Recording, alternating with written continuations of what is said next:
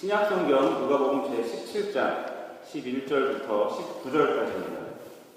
예수께서 예루살렘으로 가실 때에 사마리아와 갈릴리 사이로 지나가시다가 한 마을에 들어가시니 나병 환자 10명이 예수를 만나 멀리 서서 소리를 높여 이르되 예수 선생님이여 우리를 불쌍히 여기소서 하거늘 보시고 이르시되 가서 제사장들에게 너희 몸을 보이라 하셨더니 그들이 가다가 깨끗함을 받은지라.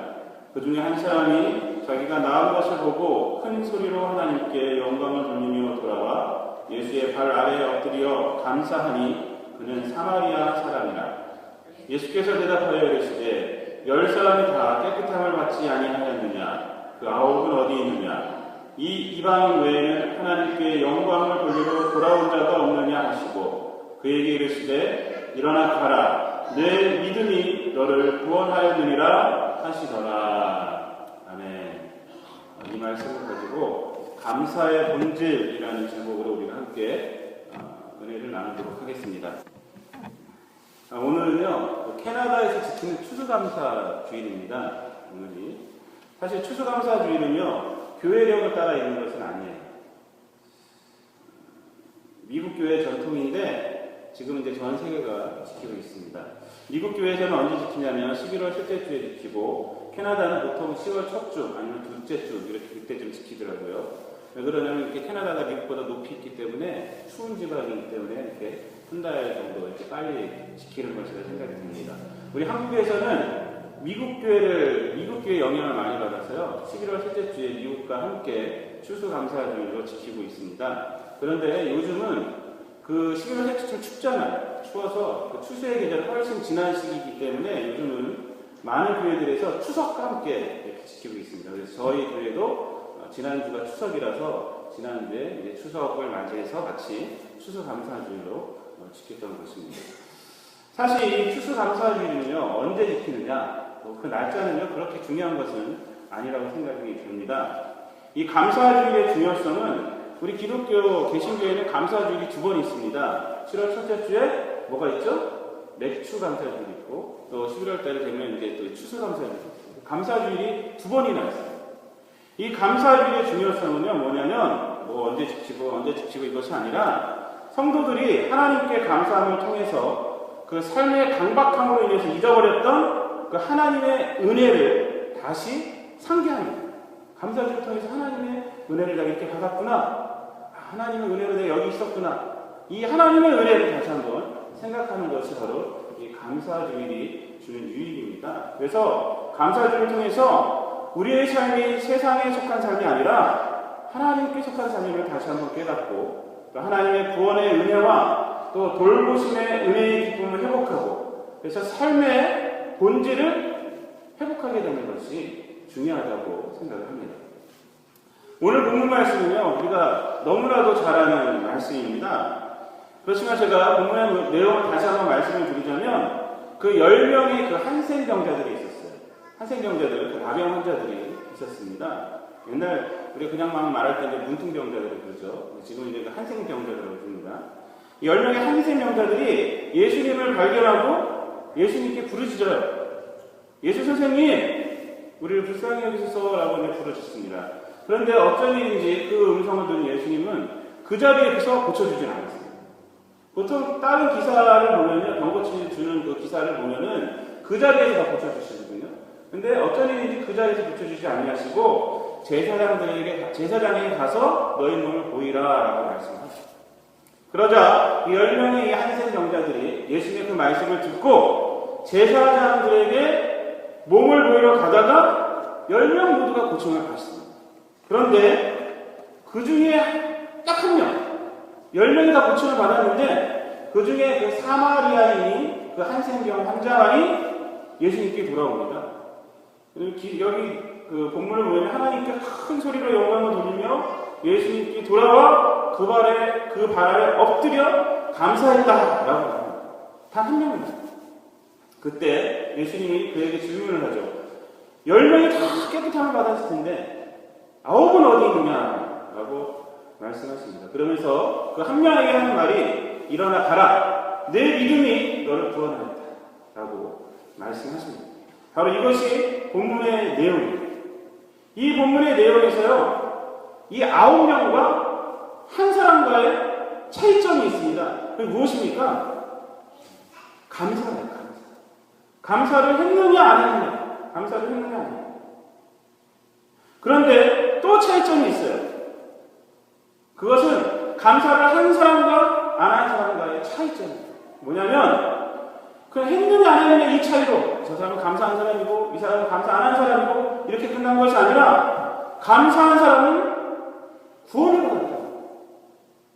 그렇잖아요. 감사한 사람은 구원을 받았어요. 감사 안 한 사람은 고침만 받고 끝났어요. 그런데 감사한 이 사마리아인은 구원받았어요. 고침도 받고 구원도 받았더라고요. 이게 다른 얘기예요. 그래서 제가 오늘은 이 본문을 통해서 감사에 대해서 여러 가지 말씀을 목사님들이 할 수 있겠지만, 오늘 저는 특별히 감사의 본질이 무엇인가 한번 이 본문을 통해서 한번 살펴보려고 합니다. 도대체 감사의 본질이 무엇이길래 이렇게 구원의 차이까지 올 수가 있는가? 그것을 한번 함께 생각해 보려고 합니다. 사람이 살아감에 있어서요, 이 감사는요, 개인의 삶의 질을 높여주는 아주 중요한 삶의 태도입니다. 우리 아이들이 가르칠 때요, 이 감사는요, 부모들이 항상 가르쳐요. 감사해라. 감사해라. 그리고 감사합니다라는 말을 해야 된다라는 이 말은요, 항상 가르칩니다. 부모 자신은 안 할지망청, 자녀들한테 꼭 가르치고. 왜 그렇습니까? 감사하는 사람을 보면요, 삶의 질이 틀리게 되는 거죠. 유대인의 지혜사의 탈무드에 보면요, 이런 얘기가 있습니다. 이 세상에서 가장 지혜로운 사람이 누구인가? 어떠한 경우에 처해서도 배움의 자세를 갖는 사람이 지혜로운 사람입니다. 이 세상에서 제일 강한 사람은 누구인가? 자신과의 싸움에서 이기는 사람이 제일 강한 사람이다. 그리고 이 세상에서 가장 행복한 사람은 누구인가? 지금 이 모습 이대로를 감사하면서 사는 사람이다. 라는 말이 있습니다. 또 인도의 그 시인이다 성자라고 말하는 타고는요, 이런 말이 있어요. 감사의 분량이 곧 행복의 분량이다. 이렇게 말했어요. 또 비렐름 웰러라는 사람은요, 이렇게 말했어요. 가장 행복한 사람들은 가장 많은 소유한 사람들이 아니라 가장 많이 감사하는 사람들이 가장 행복한 사람이다. 라고 이렇게 말을 했습니다. 이처럼요, 감사는요, 개인의 삶의 질에 있어서 아주 중요한 영향을 미치는 그런 인자가 됩니다. 감사는요, 돈도 아니에요. 감사는요, 권력도 아니에요. 이런 힘이 아니에요. 그저 마음의 느낌이며 삶의 태도인데 왜 이렇게 개인의 삶에 중요한 영향을 끼치는 원인이 될까요? 여러분 한번 생각해 보셨습니까? 그 이유가 뭔가요? 그것은 왜 그러냐면 이 감사의 본질 때문에, 본질. 감사의 본질은 뭐냐면 결과를 추구하는 것이 아니라 그 결과의 원인을 추구하는 거예요. 결과의 원인. 즉, 사람과의 관계에서는 일의 결과보다 사람을 생각하는 거예요. 사람. 결과를 준 사람. 이 결과 나에게 어떻게 왔을까? 그래서 은혜를 생각하는 거예요. 신앙생활에 있어서 감사의 본질은 뭐냐면 하나님을 생각하는 거예요. 하나님께 영광을 돌리는 것이고 하나님의 주권을 인정하는 것이 바로 이 감사의 본질이라는 것입니다. 즉, 사람은 감사를 통해서 인간과의 관계에 있어서는 물질과 또 일에 소외되지 않고 평등한 인간관계를 유지하게 될 수가 있어요. 이 세상 사람들이요, 돈 때문에, 자기 일 때문에 인간성을 얼마나 상실하는지 몰라요. 그러나 감사하는 사람은요, 물질과 돈 때문에 사람을 잃지 않습니다. 사람을 잃지 않습니다. 사람이 중요한 것입니다. 하나님과의 관계에 있어서는 다른 것으로 하나님을 소유하지 않고 하나님을 찾아갑니다. 하나님 생각합니다. 이 세상 사람들이 자기가 살아간다고 해서 매일매일 바쁘게 살아가면서 하나님을 잃어버리는 데도 얼마나 많은지. 그러나 우리가 감사할 때, 하나님 앞에 감사할 때, 인간 본연의 위치를 잃지 않게 된다는 것입니다. 그래서 나아가서도 하나님의 명령인 하나님을 사랑하고 이웃을 사랑하는 삶을 살 수가 있는 거예요. 감사합니다. 그렇기 때문에 이 감사는 인간 개개인으로 하여금 삶을 행복하게 만드는 중요한 원인이 된다는 것입니다. 사실 얼마나 많은 사람이 하나님을 인정하지 않고 스스로 주인이 되었고 이 땅에서 살아가면서 신이 되려고 합니다. 자기가 신이 되려고 합니다. 하나님도 자기가 움직이려고 합니다. 그래서 어떻게 되느냐? 오히려 세상을 섬기는 사람들이죠. 돈에 움직이는 사람, 세상의 권력에 휘둘리는 사람, 자기가 신이 되기는 거예요. 그리고 다른 사람들은 어떻게 생각하느냐? 자신의 성공의 도구가 되는 거예요. 저 사람을 내가 이용해버리는 거예요. 나만 성공하는데 이렇게 돼버리는 것입니다. 헬무트 틸리케라는 독일의 신학자가 있습니다. 이 사람이 이런 말을 했어요. 나는 인간의 우상이 되기보다는 하나님의 눈이 주시하시는 한 마리의 벌레가 되고 싶다. 이렇게 말했어요. 우상이 되기보다는 내가 우상을 섬기는 사람이나 또 내 자신이 우상이 되기보다는 하나님의 눈이 주시하시는 한 마리 벌레가 되는 것이 더 낫다는 거예요. 인간은요, 하나님과의 바른 관계 속에서 서로 바른 관계를 맺을 수 있고 또 나아가서 복된 삶을 우리가 살아갈 수가 있는 것입니다. 그런데 이 감사의 본질은요, 다른 것이 아니라 바로 하나님됨을 인정하는 거예요. 하나님됨을 인정하는 것이 바로 감사라는 것입니다. 오늘 본문의 주인공의 행동을 통해서 우리는 이 사실을 우리가 알 수가 있어요. 오늘 본문에 보면 10명의 한센병 환자들이 나오는데 이 10명의 한센병 환자들에게 공통적으로 있었던 것들이 있습니다. 그것은 뭐냐면 예수님을 부르짖는 그 부르짖음이 있었습니다. 또 예수님의 말씀에 순종하는 그 순종도 있었어요. 또 뭐가 있었느냐? 예수님의 고침의 능력을 체험하게 했어요. 예수님을 부르짖었고 예수님의 말씀에 순종했고 예수님의 그 능력을 체험합니다. 이건 10명이 다 공통적으로 갖고 있던 것입니다. 그런데 다른 것이 있습니다. 그것은 사마리아 출신의 이 한센병 환자는 믿음과 순종과 체험 후에 예수님을 기억했다는 거예요. 예수님을 기억했어요. 그러나 9은 믿음과 순종과 체험 후에 예수님을 잊어버렸다. 9명의 예수님에 대한 믿음과 순종은 그리고 병이 낫는 체험은요 거기서 끝나고 있어요. 믿음과 순종이요 병이 낫는 체험에서 끝나고 있어요. 그러나 이 사마리아인은 믿음과 순종과 체험을 통해서 하나님을 발견하고 하나님께 영광을 돌려드리고 예수님을 기억하고 예수님께 그 발걸음을 옮겼다. 결과에 매여서 원인을 잃어버리지 않고 오히려 그 결과 때문에 하나님께 영광을 돌리고 나아가서 예수님을 향한 믿음이 더욱더 커졌다는 것이죠. 믿음이 더 커졌어요. 믿음이 완성이 됐다는 것이죠. 이것이 바로 감사의 것이죠. 이것이 바로 감사의 것이죠.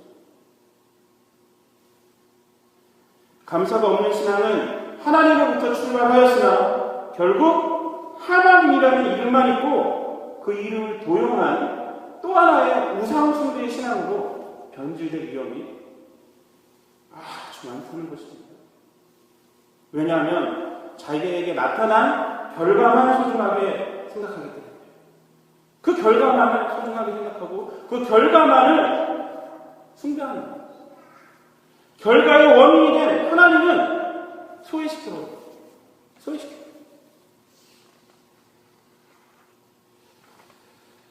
오늘 본문에서 이 9명의 한센병 환자들은 병고침을 받았을 때 여러분 무슨 생각을 했겠습니까?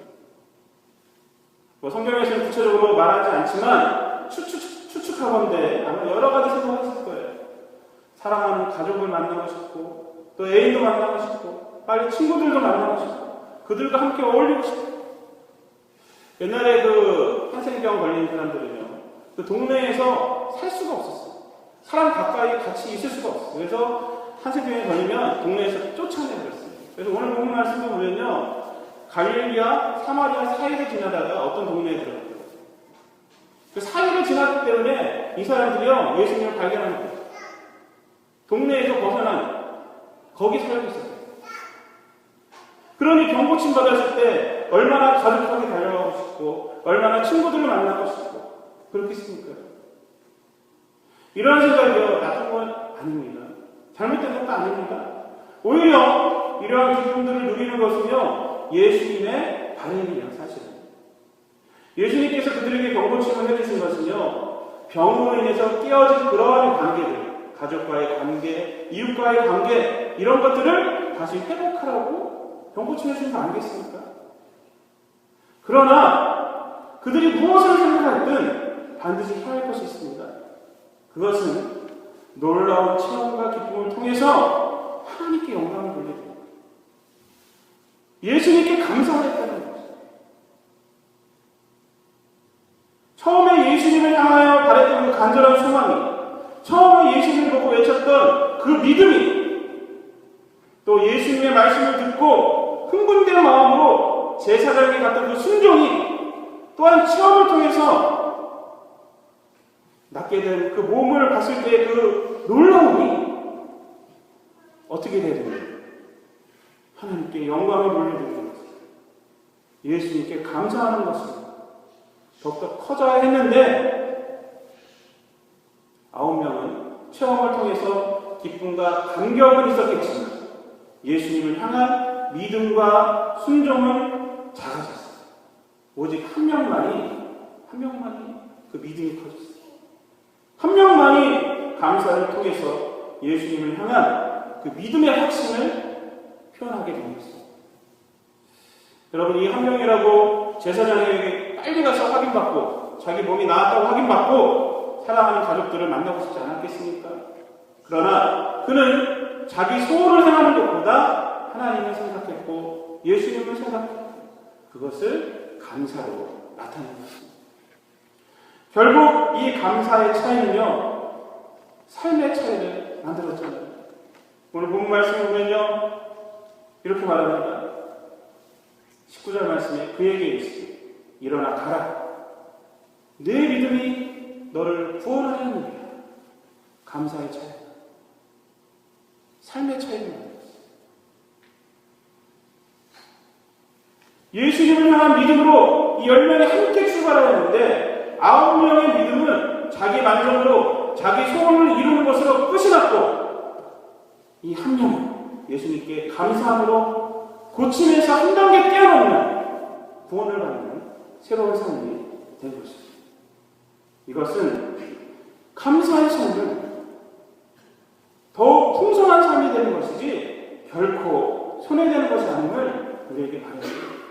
우리가 하나님 앞에 감사할 때요, 그게 손해되는 것이 아닙니다. 우리에게 풍성한 은혜가 된다는 것입니다. 우리가 세상을 살아갈 때 무엇인가 갖고 싶을 수 있습니다. 또 삶의 꿈을 위해서 우리가 기도할 수 있습니다. 구하고 찾고 두드릴 수 있어요. 돈 많이 벌게 해달라고 기도할 수 있습니다. 세상에서 성공하고 싶어 할 수도 있어요. 그걸 위해서 기도할 수 있습니다. 그것이 잘못된 것이겠습니까, 여러분? 그렇지 않습니다.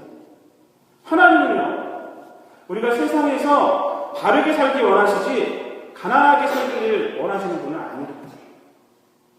그리스도의 영광 가운데 우리를 풍성하게 채우신다. 풍성. 문제는 이 모든 것을 구하면서 하나님을 생각하지 않고 하나님의 영광을 생각하지 않고 구하고 또 그 모든 것을 우리가 기도 응답을 받았을 때, 누리게 되었을 때 하나님을 생각하지 않고 예수님을 생각하지 않게 되는 것이 바로 문제. 그것을 무엇으로 할 수 있느냐? 하나님께 영광을 돌리고 예수님께 경배하며 감사하는 생활을 하느냐 안 하느냐, 그것으로 할 수가 있어요. 왜 예수님은요, 좋은 나무와 나쁜 나무를 어떻게 한다고 했습니까? 열매를 한다고 했어요. 열매. 저는 좋은 나무와 나쁜 나무를 보면 좀 알 수 있을 것 같은데, 나쁜 나무는 시들시들하고 보실 것 같은데, 좋은 나무와 나쁜 나무를 그 열매를 알고 있어요. 왜 그랬을까? 제가 생각을 해보니까 하도 사람들의 입이 번지르르 하기 때문에. 여러분, 이 감사는요, 입으로 하는 것이 열매. 우리 삶의 열매입니다. 감사의 열매가 맺히는 삶은 좋은 나무의 삶이고, 그렇지 않은 삶은요, 나쁜 나무의 삶.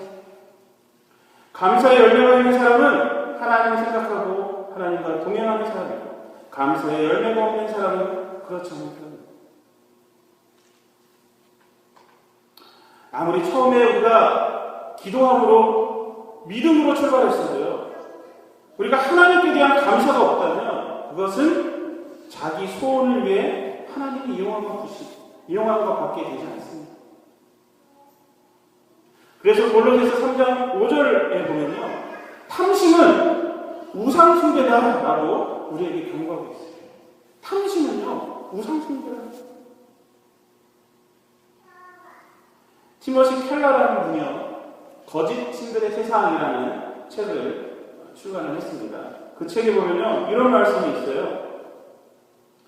돈과 성과 권력, 명예, 인기, 승리, 성공, 행복, 가족, 안정, 영향력, 인연, 철학, 종교, 이런 것들은 원래 선한 것들인데 알게 모르게 신의 위치로 지금 격상되어 버렸다라고 말합니다. 지금 거짓 신들로 이런 것들이 둔갑해 있다고요. 인생에 좋은 것들, 가지고 싶은 것들, 누리고 우쭐해지고 싶은 것들, 내가 우월하다는 환상을 선사하는 것들이 지금 짝퉁 하나님으로 둔갑해 있다. 진짜 하나님의 자리를 떡하니 꿰차고 있다. 이것들은 잠시 우리의 영혼의 목마름을 풀어주는 듯 하면서 사실은 우리 삶의 몰락을 재촉하고 있다라는 거예요. 모든 인간은요, 하나님께 대한 감사를 잃게 되면 우리가 누리는 모든 것들이 뭐가 되느냐면 이 말씀처럼 우상이 된다는 거예요. 우상. 그래서 그것이 결국 삶의 유익으로 끝나는 것이 아니라 불행의 원인이 된다는 거예요. 감사를 잃게 됩니다. 왜 그렇습니까? 삶에 축복의 결과물이 있는데 그걸 누리고 있는데 하나님은 없기 때문에. 하나님은 없기 때문에. 여러분, 하나님 없는 삶은요, 아무리 이 땅에서 인간 사이에서 성공했다 해도 그 삶은 껍데기 삶입니다. 껍데기 삶입니다. 왜 그렇습니까? 그 삶의 실상은요, 하나님 없는 삶의 실상은 허무예요. 허무. 그리고 이 허무가 뭐냐면 우상의 특징이라고 말합니다. 우상을 섬기면 다 허무한 것입니다. 우리의 삶에는요, 하나님이 있어야 돼요. 그래야 성공의 삶이 되는 것입니다. 그래서 시편 기자는요, 73편 그 마지막에서 이렇게 고백합니다. 하나님께 가까이함이 내게 복이라. 내가 주 여호와를 나의 피난처로 삼아 주의 모든 행적을 전파하리라. 하나님께 가까이함이 내게 복이라. 이 시편 73편은 무슨 내용이냐면요, 처음에 질문으로 시작합니다. 예수님 안 믿는 사람, 하나님 모르는 자들이 너무너무 부유하게 살고 하나님 믿는 사람들이 너무 가난합니다. 이게 어찌 됩니까? 이렇게 막 질문을 하고 하나님 앞에 막 하소연을 하다가 나중에 깨닫게 된 거예요. 맨 마지막에서 이 고백을 하는 거예요. 아, 복은 그런 것이 아니구나. 하나님께 가까이 하는 거예요. 그걸 깨달아서 말하는 것이죠. 전도서 기자는요, 청년들에게 12장 1절에서 이렇게 말합니다. 너는 청년의 때 너의 창조주를 기억하라. 전도서 기자는 솔로몬이라고 하지 않습니까? 얼마나 많은 영화와 명예와 부를 누렸습니까? 그가 하는 말이에요. 그가 청년들에게 하는 말이에요.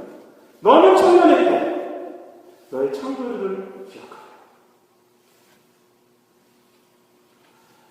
데살로니가전서 5장 18절은 우리가 너무나도 잘 아는 말씀입니다. 범사에 감사하라. 이는 그리스도 예수 안에서 너를 향하신 하나님의 뜻이다. 왜 범사에 감사하는 것이 하나님의 뜻이 될 수 있을까요? 그 이유는 복된 일이 생겼을 때 감사함으로 하나님께 영광 돌림으로 우리가 하나님과 함께하고, 혹시 내 마음대로 안 됐어, 내가 지쳤어, 내 기도한 대로 안 됐어, 그럴 때도 감사함으로 우리가 누굴 주고합니까? 하나님을 주고합니다. 그래서 하나님과 함께해요. 그래서 더 큰 하나님의 뜻을 알게 되는 것입니다. 인간에게 있어서 감사는요, 하나님을 하나님 되게 하는 것이기 때문에 범사에 감사. 이는 그리스도 예수 안에서 너희를 향하신 하나님의 뜻이다 라고 우리에게 말합니다. 결국 이 말씀은요, 무슨 말이냐면 범사에 감사하는 사람을 하나님은 하나님의 능력으로 선하게 인도하신다는 약속의 말씀이 되는 것입니다. 말씀을 맺도록 하겠습니다. 감사의 본질은 하나님을 생각하고 하나님께 영광 돌리고 예수님을 생각하며 어떠한 상황에서도 하나님을 추구하는 것이 바로 감사의 본질입니다. 오늘 본문이 10명의 사마리아, 10명의 이 한센병 환자들 중에서 이 단 한 명, 한센병, 사마리아인 한센병 환자가 그렇게 했습니다. 그리고 예수님은 그에게 구원을 선포한 것입니다. 그런데 오늘 본문을 잘 보면요, 이 감사한 이 사마리아인 한센병 환자의 행위를 보면요, 그 행위가 무슨 행위냐면 예배의 행위임을 우리가 알 수가 있어요. 15절 말씀을 보면 이렇게 말합니다. 15절 16절 보면요, 그 중에 한 사람이 자기가 나은 것을 보고 큰 소리로 하나님께 영광을 돌리며 돌아와 예수의 발 아래 엎드려 감사하니, 그는 사마리아 사람. 하나님께 영광을 돌려드렸고 예수님 발 아래 엎드려 경배한다. 이것은요, 뭐냐면 예배하는 거예요. 예배의 자세를 하는 거예요. 그리고 예수님의 말씀을 들었어요. 예수님의 말씀을 들었어요. 우리가 예배하는 자세 그렇지 않습니까? 하나님께 찬양 드리고 경배하고 설교를 통해서 하나님의 말씀을 들었어요. 또 우리가 하죠. 예배는요, 인간의 삶에서 굉장히 중요한 역할을 하지 않습니까? 왜 그렇습니까? 하나님께 대한 감사의 표현이 되기 때문에. 이 예배는요, 우리 하나님께 대한 감사의 표현. 한 주간 동안 함께 하신 하나님 감사합니다. 또 한 주간 동안 함께 하신 하나님 감사합니다. 감사의 표현이 바로 예배예요. 예배가 얼마나 중요한지 몰라요. 지미 카터 대통령이요, 대통령 출마 선거 유세를 했을 때, 지금 우리나라도 지금 대통령 선거가 이제 12월달에 있기 때문에 굉장히 바쁘잖아요. 대통령 나온 출마한 사람들은 얼마나 바쁘겠습니까?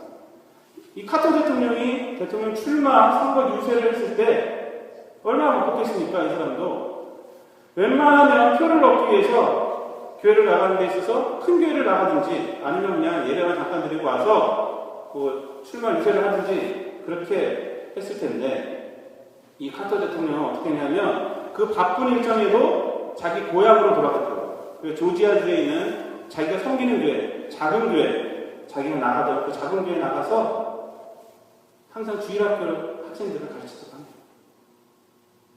그 교회에 23년 동안 개근하며 아이들을 가르쳤어요. 반사로. 그 성경을 펼쳐놓고 아이들에게 이제 하나님의 말씀을 가르치고 또 경건히 자기 위해서 예배를 드렸는데, 그 카터 대통령을 취재하려고 70명의 기자가 몰려왔어요. 그래서 카터 대통령하고 그 기자들하고 이제 가서 얘기를 했대요. 기자들과 만나면서 이런 얘기를 했다고 해요. 이렇게 저를 찾아주시니 고맙습니다. 그런데 다음 주부터는 여러분들 나가시는 교회에 나가서 예배 드리십시오. 이렇게 말했더라고요. 여러분, 예배가 얼마나 속한지 몰라요. 왜? 예배는요, 하나님께 대한 감사의 표현입니다. 그러나 성도 여러분, 하나님께 영광 돌리는 감사의 시간인 이 예배를 소중하게 생각하시기 바랍니다.